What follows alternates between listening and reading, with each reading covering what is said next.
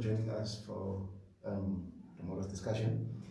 I'm Ivan Skrywer, the political star of the Landless People's Movement, joined by Utaara Mootu, Honorable Utaara Mootu, Member of Parliament, as well as the Sadé Gawanas, the National Spokesperson of the Landless People's Movement. We are very dismayed as LPM on Friday's ruling, the eviction order of the court towards our people in Okahandja, to be specific, the Promised Land, and this discussion is going to be about that. Good morning, everyone. As the Landless People's Movement, we understand the struggles of the people of Okahandja. We understand the day-to-day realities that they face. We want to let the people of Okahandja and those with the same struggles in the rest of Namibia know that we stand in solidarity and reaffirm our support to the struggles of land within Namibia. Our mandate is to get land, to restore the dignity of our people, and we will support you. We've been there since the beginning, and so we shall continue to be until every person's dignity has been restored. Thank you very much, Leader. Honorable Mootu. Yes, just to add to what Sadé was saying, we will stick with the people of Okahandja, but to sort of let the people know of Namibia what is happening on the ground, because most of you do not understand that what is the politicalizing of the land issue. They try to divide and conquer. They use the divide and conquer mechanism to divide people, to further separate them and to victimize them. For instance, if you're not part of the ruling party, what happens is your shack gets broken down.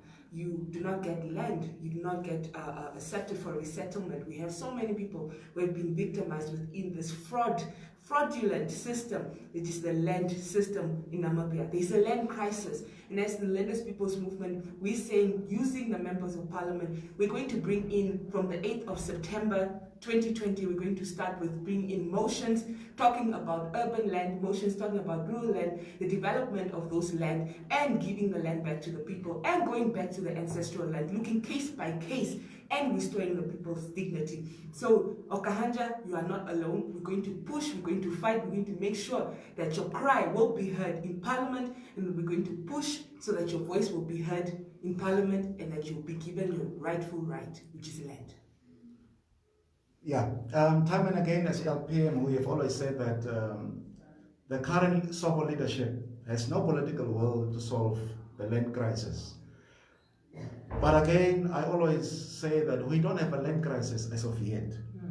What we have currently is a leadership crisis, because in the absence of leaders that can give direction to the country, people resort to taking the law into their own hands.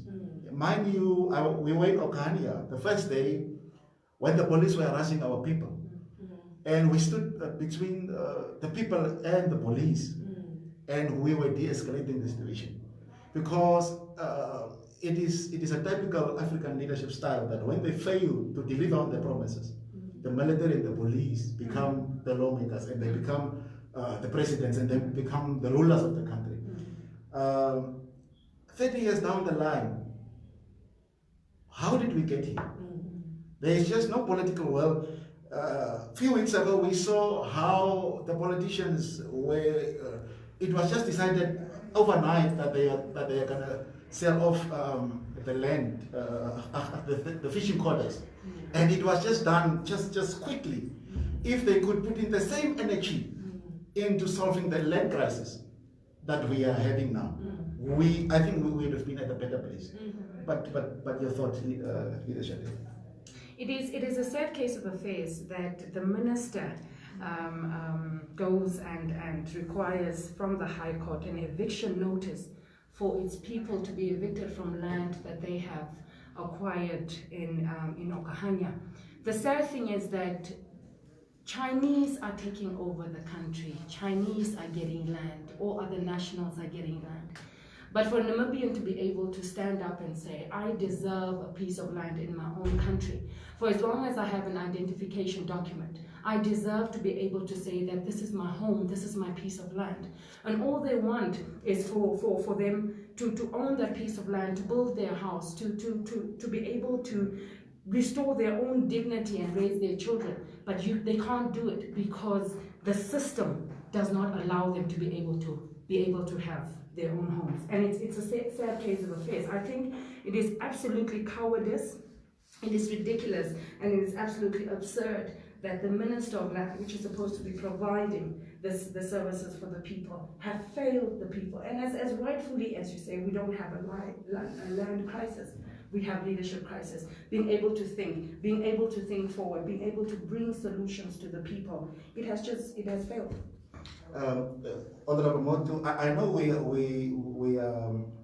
our non-legal minds will fail us, but as political leaders, can we touch on the eviction order of Friday? Should the court, what justice was served there? The courts are giving eviction orders, but without providing and directing a solution. Alternative. Yeah. Where should the people go? What is the justice there? Or as you have rightfully said, are our courts captured? Are they part of the elites? Of course, just to briefly talk about the leadership crisis that you alluded earlier. When we went there to Okahandja, we saw the governor giving promises, false promises that their land crisis and their cries will be solved. In fact, he brought up a committee, and he set up a committee which is supposed to be the custodian of this whole land situation with the Promised Land, collaboration with some members of the Promised Land. But now we're seeing that the minister goes again and takes a step to go to the courts. Now, where is the clear mandate between the governor and the minister? Governor says one thing, he goes to radios and says that we shouldn't listen to opposition that is trying to try and be opportunistic with regard to this issue, and that they will get their land, giving them promises, and then they leave all their eggs in one basket, which is the governor, and then they are betrayed by the minister. What does that say about the leadership within the current leadership of Namibia? Yeah. These are the questions we should be asking. Yes, and the Namibian people should follow the pattern. You have the police that are harassing the people. Few days thereafter, you have the governor showing up on live videos, promising that he has donated building materials, and the councillor, and they went to a specific house and they said this place will be renovated, it will be built tomorrow morning. And the same governor a few days ago issued a statement saying that never happened. What is this? What is going on? They have continuously taken our people for a ride. They have continuously for 30 years lied to our people. They've continuously made empty promises. And this is what they don't realize. These are people's lives that we're talking about. And for them to continue like this should no longer be condoned. Regarding the High Court, people need to start, we are hoping that the court looks at the situation for what it is and honestly looks at finding solutions for the people. We want and we ask for the Namibian court and the legal system to start really understanding that this is a need for the people. They need housing, they need land. We need to start solutions. We need to start getting solutions for our land crises within our country, and at least give the opportunity for the people to get that opportunity. Yeah, but what about this with this current invisible enemy that we're facing, the COVID-19? When you're chasing these people, how are you protecting them? How will they social distance? How will they protect themselves?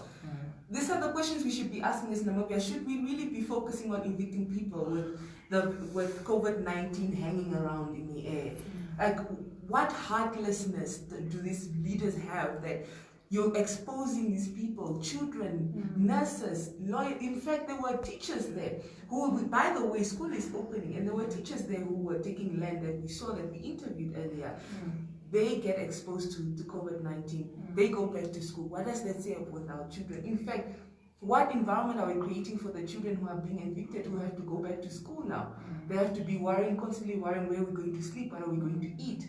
This is not what we're supposed to be focusing on right now. We're supposed to be ensuring that people are getting shelter, people are isolating efficiently, people are getting the food, the packages, people are getting the grants that they need, people are losing jobs, and now they're losing land as well. What nonsense is this? Yeah, it is very clear that this government has no plan whatsoever. Besides the point that they don't have any political will to solve the crisis that we have. There's just no plan even. They are confused. That is why the divide and rule tactic that they have used all these years has expired. That is why when the governor went to the stadium and he saw that the people were united, he tried to dismantle the Promised Land Committee. Yes. And it caused division. Yeah, division. Yes. And now, when he saw that he couldn't succeed in that regard, he just pulled out. The governor is just nowhere to be seen. Just to add on that, Leader Ivan, when we went there, the Promised Land, they were so united. They were standing together. They had one objective, and that was to get piece of land for themselves, and they stood firm. We're also, Leader Ida, they are saying that LPM is being opportunistic. As the Landless People's Movement, it is our mandate to fight for the land rights within this country. Yes. We fight for land. We fight for agrarian reform. We fight for land justice. And that is what we will support. We will support whoever is requiring for us to be there with them, to fight with them when it comes to land issues, agrarian reform, land reform. It is what it is, and that is where we're going to be. We're not being opportunistic. It is our mandate, and that is what we're going to fulfill. Yeah, just to add on that, LPM has a proven track record. Ever since the formation of LPM in 2016 December, our goal was land. And we are unapologetic about some of the things that we have said and that we are saying and that we will be saying. We are very consistent when it comes to land. We have a proven track record. When Nuyoma, former lands minister, wanted to table the land bill before the land conference, it was LPM who blocked that. And I can mention land conference, we boycotted. Because it was a scam. So LPM has got a track record of being very consistent on the land fight. And therefore we are unapologetic. Yes. We will be asking questions. And people shouldn't think that we will be scared and that we will be bribed. And that will never happen of LPM. We will never be silent. And in fact, this is just the beginning. Yes. We are very fortunate at this point that we have a member of parliament even. And there will be notions put on the floor, and we will tackle it from all angles, because that is LPM. Only LPM can challenge the regime. Yes. We have a proven track record. Yeah, with that. I was busy. I got lost in your discussion. Yes, with that, like I said, we will assure that we will fight as Landless People's Movement on a legal base, parliamentary base. We will fight the executive to ensure that we will restore everyone. But just to look at it, isn't it quite fishy that now that a revolution has been built, driven by the people of Promised Land, the people all around Namibia have seen that, they appreciated that they had hope that we will get land, that they had hope that they will even have collateral for loans, that they will start businesses on this land. When that happens close to November elections, isn't that a means to silence you? First, they use the politics of the army, the militarization of the state to scare off the people. Then they bring the politicians who are the liars, obviously deceiving, giving you that sugar coat to make sure that you do not fight anymore. Because why there's a November election coming? People shouldn't be angry. Why? SWAPO needs people to be calm. Then they use the final say, legally, to shut you up. Are you going to continue to be shut up by the institutions that are supposed to be protecting your democratic right, which is land? What are you going to do as Namibians? Because we cannot not fight this fight without each and every Namibian. Each and every young, old, black and white. We need everyone on board, and we will fight for you. And we will have a series where we will be educating the supporters of LPM, the Namibian nation, what notions we're going to be putting in Parliament within the next 2 weeks or 3 weeks or so, but we will give a notice on that. Perfect. Just in, we are about to conclude, but remember, it is time that the interpreters of the law should also be interpreted, right? Remember, the people are the sovereignty. The judiciary is just an arm of the state. It is not a state on its own. It is not a power on its own. Yes, it should be independent. We respect that. It should be independent. But when you start to notice a trend that the judiciary becomes the gatekeepers, you see, of a few elites, then you have a problem. And therefore, the interpreters of the law should also be interpreted, and the people are the sovereignty. Your take in conclusion? No, absolutely. We're in support. Stand together, stand firm, and let us do what we need to do in order to dignify Namibians. Thank you very much. Okahandja, everywhere in Namibia, thank you very much. During this time of COVID, we are also with you. Stay strong and let's keep on moving forward. Yes, and the issue of landlessness is not only isolated to Okahandja.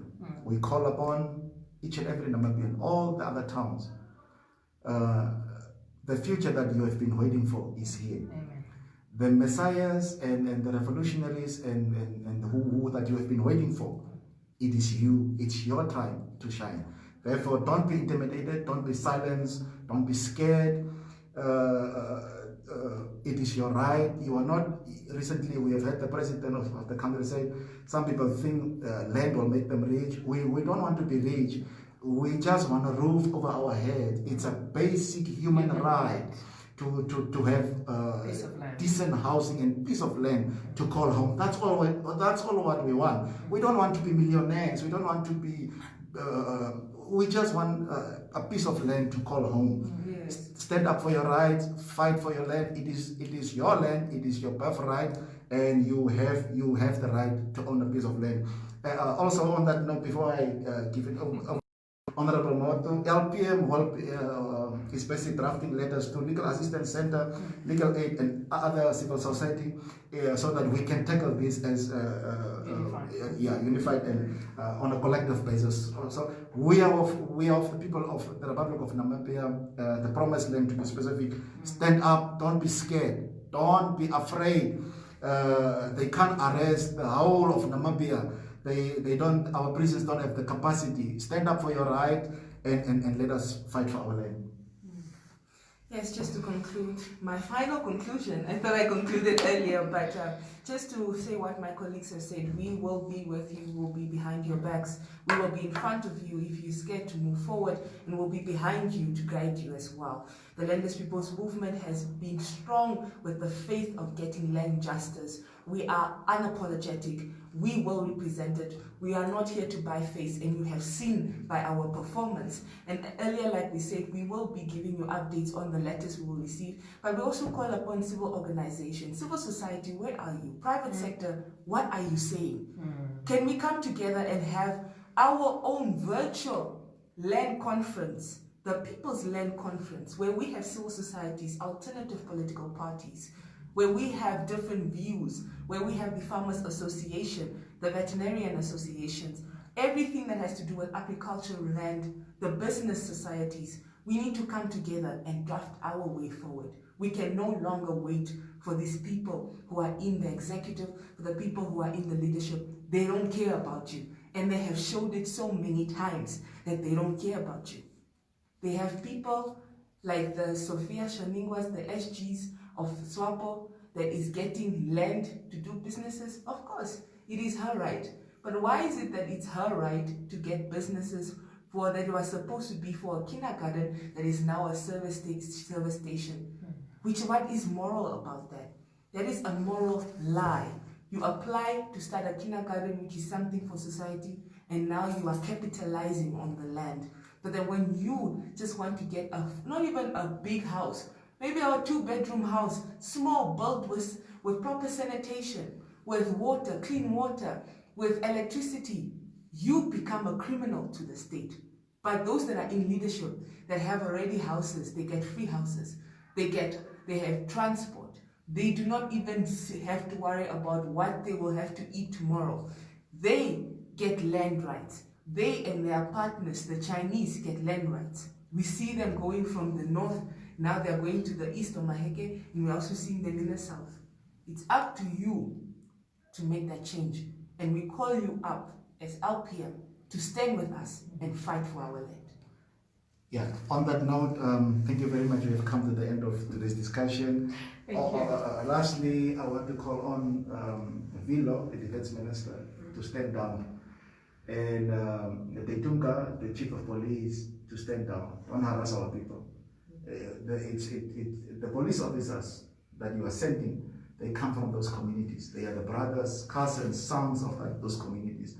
So stand down. Let the people demonstrate for their right to own a piece of land. This is bigger than the military. This is bigger than the police. I appeal to you to not harass our people. Let the people who are the sovereignty, by the way, have let their voices be heard.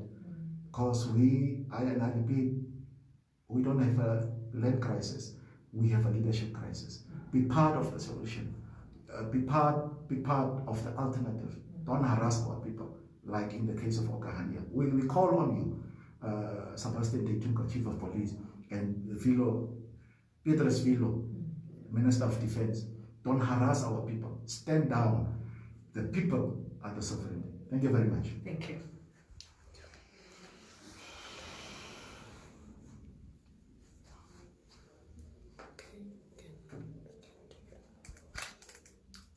Mooi, julle is klaar. Oh.